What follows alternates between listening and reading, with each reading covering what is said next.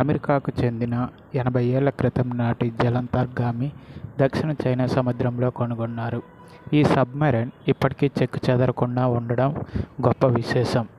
రెండవ ప్రపంచ యుద్ధ సమయంలో అమెరికా నౌకాదళంలోని యుఎస్ఎస్ హార్డర్ సబ్మెరైన్ విశేషమైన సేవలను అందించింది. జపాన్ దురాక్రమణ నుండి కాపాడేందుకు ఫిలిప్పీన్స్ను కాపాడేందుకు అమెరికా నౌకాదళానికి చెందిన ఈ సబ్మెరైన్ 79 మంది సిబ్బందితో బయలుదేరి వెళ్లి సముద్రంలో కనిపించకుండా పోయింది. అయితే సిబ్బందితో పాటు ఆ నౌక కూడా మునిగిపోయినట్లు అప్పట్లోనే భావించారు. కానీ దానికి సంబంధించిన అవశేషాలు ఏవీ దొరకలేదు. కొన్ని రోజుల పాటు వెతికినా సరే దాని గురించి ఆచూకీ లభించలేదు. అయితే 2 రోజుల క్రితం దీని శిథిలాలు దక్షిణ చైనా సముద్రంలో కనుగొన్నారు.